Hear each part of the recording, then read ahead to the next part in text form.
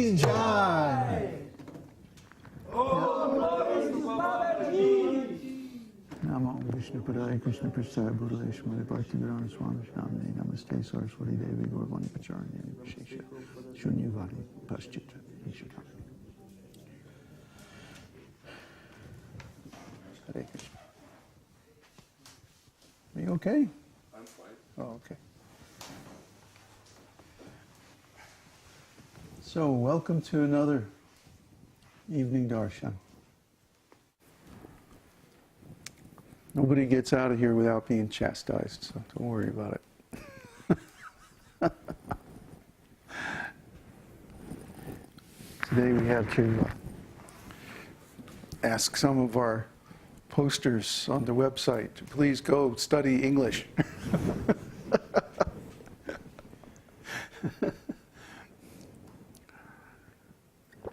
So how many visitors do we have?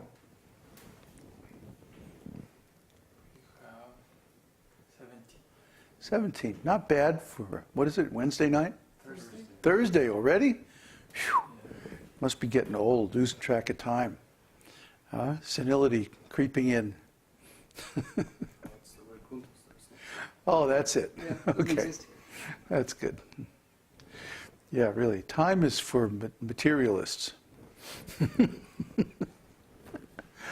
So, how's everybody doing out there in internet land? Where's my thing? Ah, here it is. Any questions or concerns or observations or anything before we begin?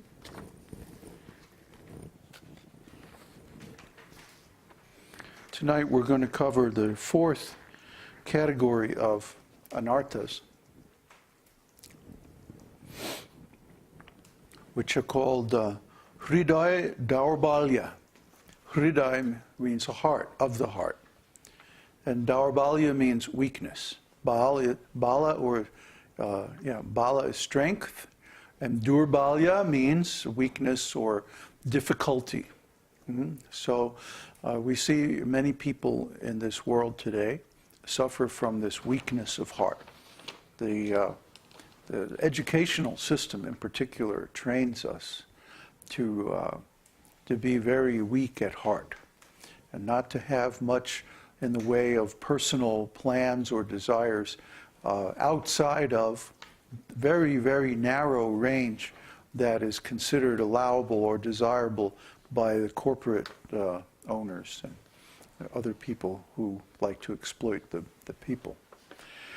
So we're trained up to follow herd mentality. Not to think for ourselves, not to observe reality and draw our own conclusions, but to listen to words and to respond to words instead of observing and thinking about what we observe. What a concept. I think it's called science. And if you do this, if you actually watch what happens and then think about it and draw your conclusions from that, it's the other one. It's over there. Yeah. You will find that the official sanctioned version of so-called reality is not reality at all. It's simply words, and people actually believe in words, and they live and die for words, such as patriotism, nationalism, thisism, thatism,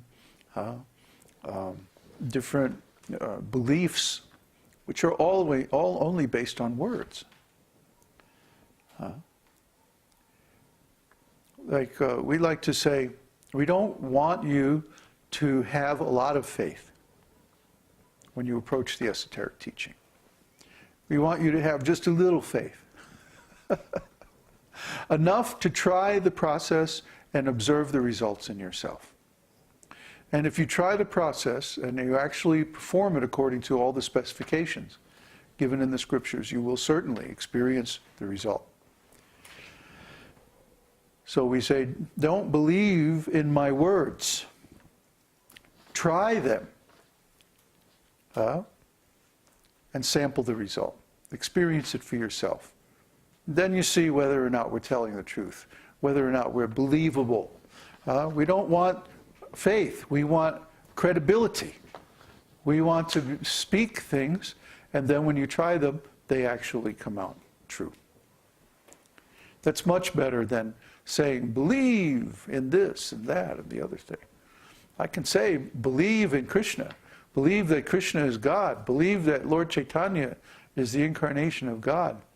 And I suppose I would find a very small number of people who would be willing to believe that. But it's much more powerful if I can say, try this, do this, and see what happens. See if the result you get is the same that's described in the scriptures. That's much more powerful. And any person who can think for themselves is going to prefer the second approach. Because that way you actually get to determine for yourself whether or not the things we're talking about are true. And that's what makes a bona fide spiritual master. Lord Chaitanya says, Kiba Nasi, what is that? Sudra Nasi, Kiba Nasi, no.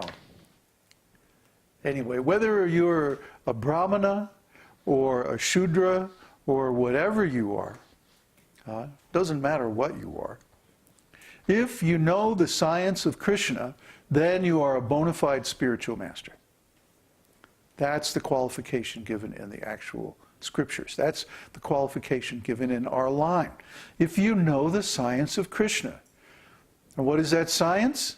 Does it mean that, you know, at the mere mention of the word Krishna, I go into some trance and then, you know, or I giggle a lot or something, you know? No. No. What it means is that I know the science. I can explain the science to you. I'm a science teacher. That's why we find that our students who have some background or inclination towards engineering, that kind of mentality, they do very well. Because this is an engineering mentality. You have a few kind of rules of thumb. A rule of thumb is not an exact scientific law, but it's a principle that guides action. And then you observe the results of your action, and then from there, by a process of successive approximation, called debugging, you reach the intended result. Because words are never perfect as means of transmitting information. Mathematics is a little better. And we try to use our words in a mathematical, precise way, but since few people want to go to the trouble of reading the dictionary, and we can use them that way all we want, but there's still going to be some misunderstanding on the other end. Unless you, of course, are willing to go through the effort of actually learning the English language, which would make our job a lot easier if you would, but, you know, realistically, a lot of people aren't going to do that. So basically, here's what you have to do, is take what you get from the things we say, put them into practice, and see how close you get to the results.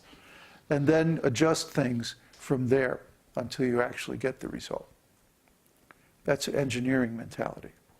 It's a little bit different from a Brahminical mentality or a scientific mentality, where we give precise formulations, and then you can just go into your lab and apply those immediately, get the result.